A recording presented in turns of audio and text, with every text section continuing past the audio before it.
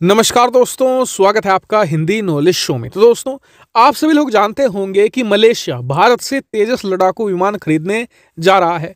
Deal almost final हो चुकी है, बस कुछ फॉर्मेलिटी बाकी रह गई है। यहां तक कि पैसे कितने होंगे, किस हिसाब से पेमेंट करेगा, यह भी तय हो चुका है। इन 18 तेजस लड़ाकू विमान के लिए मलेशिया भारत को करीबन 4 बिलियन मलेशियन रिंगिट देगा और इनमें से जो आधी पेमेंट है वो तो कैश में की जाएगी। जो बाकी की पेमेंट है वो मलेशिया भारत को जो पाम ऑयल है उसे देगा। और मलेशिया जो तेजस के बदले पाम ऑयल देगा, इसको लेकर भारतीय कंपनी HAL जो तेजस का निर्माण करती है, उसने हमारी एक जो पाम ऑयल कंपनी है उससे कॉन्ट्रैक्ट भी कर लिया है। वो इस पाम ऑयल को बेचेगी और पैसे यहां पर देगी HAL को। तो ये डील ऑलमोस्ट डन हो ही चुकी है, कभी भी इसे पूरी तरीके से अनाउंस किया जा सकता है।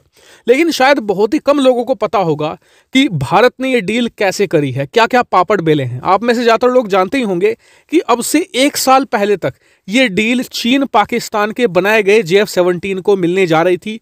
तेजस इस डील से बाहर था, लेकिन अचानक से भारत को एक बात पता चल गई, जिसके बाद तो भारत ने पूरी जान लगा दी और यह तय कर लिया था कि तेजस तो हम मलेशिया को बेच कर ही रहेंगे। इसके लिए भारत ने पहले तेजस लड़ाकू विमान की कीमत घटाई। इतना ही नहीं, मलेशिया को यह भी कहा कि आपको 30% जो कंपोनेंट तेजस में लगेंगे वो हम आपके देश में बनाएंगे। इतना ही नहीं, आप पेमेंट जैसे चाहे वैसे कर देना। और भारत ने तो यह भी तय कर लिया था कि चाहे तेजस पर हमें घाटा भी क्यों ना हो जाए, लेकिन तेजस मलेशिया जाना चाहिए। ऐसा वो कौन सा कारण था, क्या वजह थी, मैं आपको बताता हूं। दरअसल आप सभी लोग जानते हैं कि कोरोना वायरस के बाद चीन की दुश्मनी भारत, अमेरिका और दुनिया के बाकी बड़े देशों से बढ़ चुकी है। ऐसे में जो चीन की सबसे कमजोर नस है वो है स्ट्रेट ऑफ मलक्का। स्क्रीन पर आप लोकेशन भी देख सकते हैं। ये एक बहुत ही ज्यादा नैरो पैसेज है जो इंडोनेशिया और मलेशिया के बीच में स्थित है और यहीं से ये दक्षिण चीन सागर को जोड़ती है हिंद महासागर से। और आप जानकर हैरान होंगे कि चीन पूरी तरीके से इस स्ट्रेट पर डिपेंडेंट है। चीन आज की तारीख में 90 दिनों का ऑयल रिजर्व क्यों रखता है, जबकि भारत के पास तो मुश्किल से 10 दिनों का है? उसका कारण यह है कि अगर कल को चीन का युद्ध हो जाता है भारत के साथ में या अमेरिका के साथ में, तो भारत अमेरिका सबसे पहले स्ट्रेट ऑफ मलक्का को ब्लॉक कर देंगे और स्ट्रेट ऑफ मलक्का से ही चीन का करीबन 60% तक व्यापार होता है। चीन के अंदर इतनी खाने पीने की चीजें जाती हैं या ऑयल जाता है, लगभग 60-70% इसी से होकर गुजरता है और चीन दुनिया को माल भी इसी के जरिए बेचता है।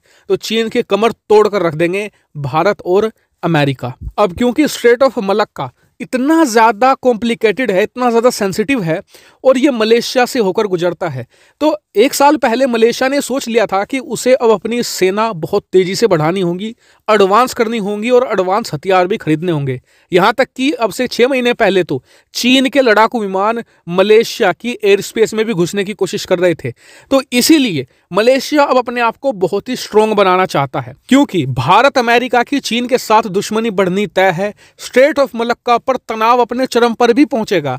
ऐसे में मलेशिया का एक ताकतवर देश बनना जरूरी है और इसीलिए वो बिलियंस ऑफ डॉलर्स के हथियार खरीदने का इरादा रखता है आने वाले 5 से लेकर 10 सालों में। और पिछले साल इसकी शुरुआत मलेशिया ने कर दी थी। 36 लड़ाकू विमानों का कॉन्ट्रैक्ट निकाला था और इसमें चीन को यह लग रहा था कि अगर वो सस्ते में या घाटे में भी बेच देना अपने JF-17 को मलेशिया को, तो एक तो मलेशिया उसके इन्फ्लुएंस में आ जाएगा, दूसरा स्ट्रेट ऑफ मलक्का पर उसका प्रभाव बढ़ जाएगा, वहां पर वो मजबूत होगा। तीसरा पॉइंट ये है कि मलेशिया की हथियार मार्केट जो आने वाले 10 सालों में बहुत ज्यादा बड़ी होने वाली है, बूम आने वाला है बहुत तकड़ा, वहां पर चीन को मोटा मुनाफा होगा।